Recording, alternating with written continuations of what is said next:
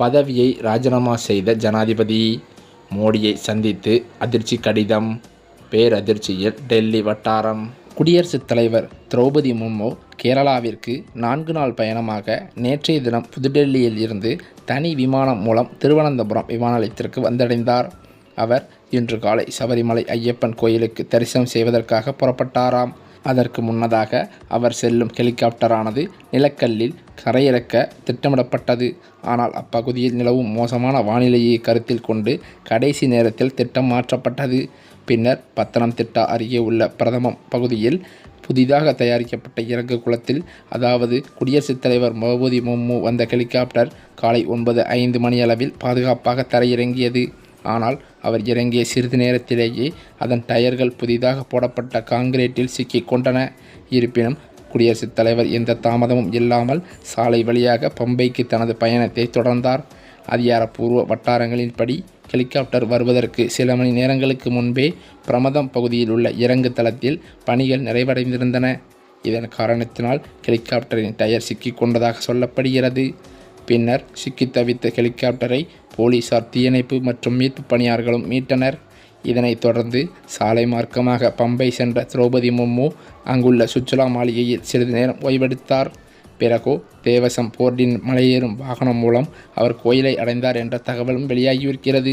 அதே சமயம் அங்கு பெரும் பரபரப்பு நிலவி வந்ததும் குறிப்பிடத்தக்கது. இதன் காரணத்தினால் ஜனாதிபதி அவர்களின் அந்த பயணமானது ரத்து செய்ய உள்ளதாகவும், இந்த நிலையில்தான் இந்திய ஜனாதிபதி திரௌபதி முர்முவிற்கு ஒரு பெரிய விபத்தை தவிர்க்கப்பட்டது. கேரளாவிற்கு 4 நாள் பயணத்தின் ஒரு பகுதியாக திரௌபதி முர்மு இன்றைய தினம் ஆரத்தி நிகழ்ச்சியுடன் சபரிமலை ஐயப்ப சுவாமி தரிசனத்திலும் பங்கேற்றிருக்கிறார். இதற்காக இன்று கொச்சியில் உள்ள பிரதமம் ஸ்டேடியத்தில் ஹெலிகாப்டரில் தரையிறங்கிய போது ஒரு பக்கம் சேற்றில் முழுமையாக சிக்கிக் கொண்டதாம்.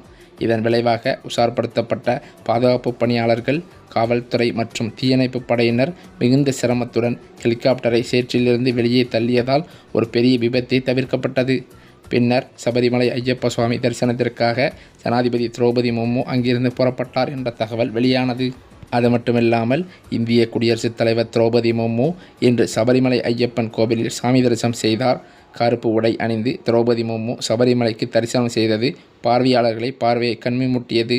அப்போது இருமுடி கட்டி 18ஆம் படி ஏறி ஜனாதிபதி திரௌபதி முர்மு சாமி தரிசனம் செய்தாராம். முன்னதாக தனி ஹெலிகாப்டரில் கேரளாவுக்கு வந்தபோது திரௌபதி முர்மு பயணித்த ஹெலிகாப்டர் கான்கிரீட் சிமெண்டில் சிக்கியதால் பரபரப்பும் ஏற்பட்டது.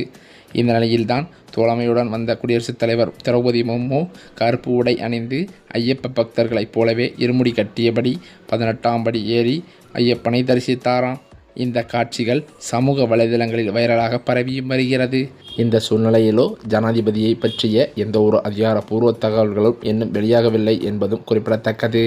மேலும் அது மட்டுமில்லாமல் சபரிமலை கோயிலில், அதாவது தெய்வீக சூழலில் நடந்த இந்த நிகழ்வில் கோவில் தந்திரி, தேவஸ்தானம் வாரிய அதிகாரிகள் மற்றும் மாநில அரசின் உயர் அதிகாரிகளும் கலந்து கொண்டதாகவும் சொல்லப்படுகிறது. மேலும் அது மட்டுமில்லாமல் டெல்லியிலிருந்து கேரளாவிற்கு வந்த திரௌபதி முர்மு ஜனாதிபதி அவர்களுக்கு பல்வேறு அரசியல் அதிகாரிகளும் மற்றும் உயர் அதிகாரிகள், பல்வேறு அரசியல் கட்சி தலைவர்களும் சேர்ந்து கலந்து கொண்டு இந்த பெரிய வரவேற்பை செய்ததாக சொல்லப்படுகிறது. மேலும் அது மட்டுமில்லாமல் ஆண்டுதோறும் கோடிக்கணக்கான பக்தர்கள் திரளும் இந்த புனித மலைக்கு நாட்டின் முதல் பெண் பழங்குடியினர் குடியரசுத் தலைவர் எனும் பெருமையை பெற்ற முர்முவின் வருகை சிறப்பு கவனம் பெற்றதாகவே சொல்லப்படுகிறது. இதனைத் தொடர்ந்துதான் அங்கு இருந்த காவல்துறை மற்றும் கோவில் ஊழியர்கள் உடனடியாக திரௌபதி முர்முவின் அந்த தனி விமானத்தை மீட்க செயல்பட்டனராம். ஆனால் சிக்கல் சரியாகவில்லை என்றும் இதற்காக உடனடியாக தீயணைப்பு வீரர்களும் அழைக்கப்பட்டதாகவும் சொல்லப்படுகிறது. பத்தனம்திட்டாவிலிருந்து வந்த தீயணைப்பு படை ஹெலிகாப்டரை சிறிது தூரம் தள்ளி சக்கரத்தை விடுவித்தது. கிட்டத்தட்ட சுமார் 10 நிமிடங்கள் நீடித்ததாம் இந்த போராட்டம். தலைவர் திரௌபதி முர்மு மற்றும் அவரது குடும்பத்தினர் பாதுகாப்பாகவும் தரையிறங்கியதாகவும் தகவல்கள் வெளியான நிலையில் இவ்வாறு ஹெலிகாப்டர் தரைத்தளத்தில் சிக்கியது பெரும் சர்ச்சையை கிளப்பியது. அந்த வகையில் தீயணைப்பு வீரர்களின் விரைந்த செயலால் பெரிய அசம்பாவிதமே தவிர்க்கப்பட்டதாகவும் தகவல்கள் வெளியானது. விமான நிலையம் மற்றும் கோவில் நிர்வாகம் ஹெலிகாப்டரின் தரைத்தளத்தை சரிபார்த்து பின்னர் அந்த திரௌபதி முர்மு சபரிமலை தரிசனத்தை அனுமதித்தது. மேலும் சம்பவம் குறித்து குடியரசுத் தலைவர் அலுவலகம் அதிகாரப்பூர்வ அறிக்கை இன்னும் எதுவுமே வெளியிடவில்லையாம். ஆனால் பாதுகாப்பு ஏற்பாடுகள் சரியாக இருந்ததாகவும் தெரிவிக்கிறது. மேலும் அது மட்டுமில்லாமல் பம்பை செல்லும் ஜனாதிபதி திரௌபதி முர்மு அங்குள்ள புனித ஆற்றில் நீராடாமல் பாதங்களை மட்டுமே கழுவ இருக்கிறார் என்றும் சொல்லப்பட்டது. அதன் பிறகு அங்குள்ள கணபதி கோவிலில் இருந்து இருமுடி சுமந்து சன்னிதானம் சென்று சபரிமலை ஐயப்பனை அவர் தரிசனம் செய்தாராம். அது மட்டுமல்லாமல் அதாவது 4 சக்கர வாகனத்தில் செல்ல இருக்கிறார் என்றும் சொல்லப்பட்டது.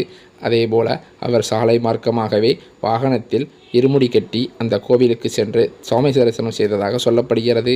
அதேபோலத்தான் அவரது பாதுகாப்பாக 6 வாகனங்கள் செல்ல இருந்தது.